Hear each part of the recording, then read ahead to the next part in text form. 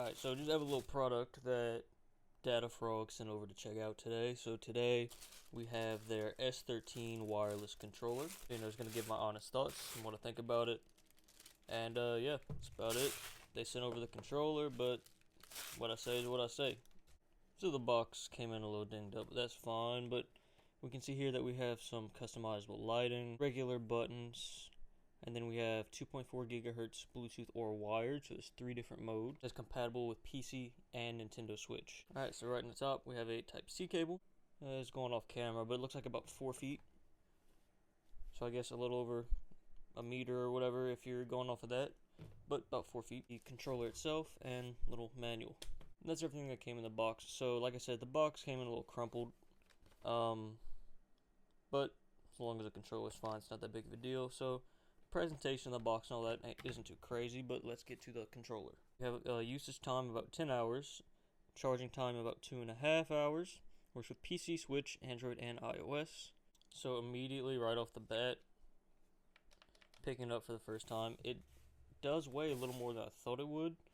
Just looking at it, it is pretty much an identical shape to a Xbox One controller. As a matter of fact, the sticks, if I can get it to focus, the sticks are identical to Xbox One controllers. So I'm going to grab a Xbox One controller just to show you what I'm talking about. So I do have a Xbox Elite controller, but I feel like this is a closer comparison. So like I said, so here's the stick on the Xbox One or Xbox Series controller. It kind of has that hexagonal grip going around it. S13, it is pretty much the exact same stick. Obviously mine are a little worn down because I use my controllers, but it is in fact the same stick. Now on the back it has these linear triggers. So on Switch, obviously the triggers are just buttons. Right here, you just click it and it's just a button. If you're using it on PC for a racing game, you'll be able to control how much you brake or gas or whatever.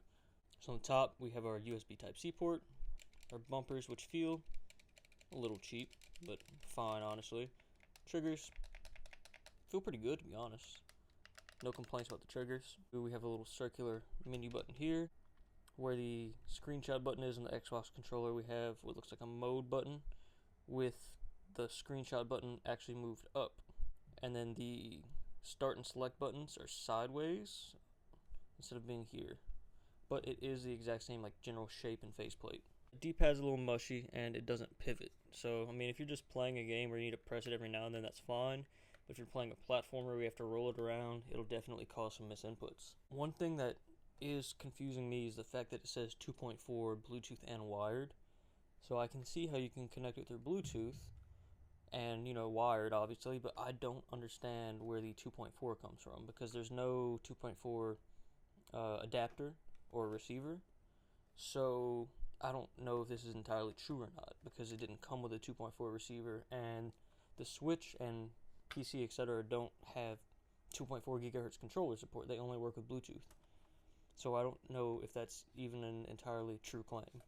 Alright, so we have my Steam Deck right here. Probably just gonna boot up a simple game like Balatro. Press and hold the A button, then press the logo button. Okay. So press and hold A, then press logo.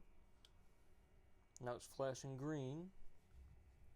And then this is it right here. It shows up as a Xbox wireless controller. It stopped blinking and it just vibrated, so it is fully paired up. So you can see the RGB on the sticks is still, breathing, going around. But this, I think, is just solid green. I'm not 100% sure.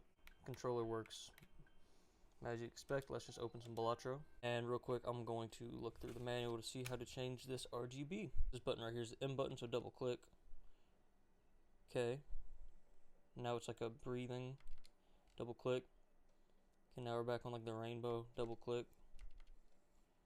Now we're on blue. Double click. Red. Double click. Red and blue. Double click. I think that's off. Then we're back to the rainbow. It's a very good looking effect, and it's easy to change. There's not a lot of customization. It's just kind of rainbow, red, blue, whatever. But this still looks really good for the price. Honestly, pretty impressed so far.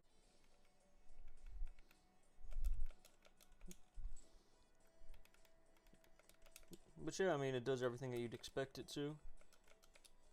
And I mean, there's no delay, nothing funky like that. And it honestly, like I said, doesn't look half bad. So if you're looking for a cheap Windows slash iOS slash Switch controller that works on all of those, you know, even Nintendo Switch, honestly, this one's not a bad option. Really, the only things that are iffy about it, shoulder buttons feel a little cheap, and the D-pad feels a little cheap.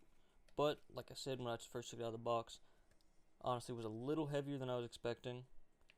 And it's the same shape and same sticks as an Xbox One controller. So if you like an Xbox One controller, it's the exact same ergonomics and feel. So if you guys are interested in the Datafrog S13, I'll drop a link down below where I got mine. I believe it's AliExpress, so it was decently cheap considering I got it straight from them. I'll catch y'all later. That's all from me. I'm out. Peace.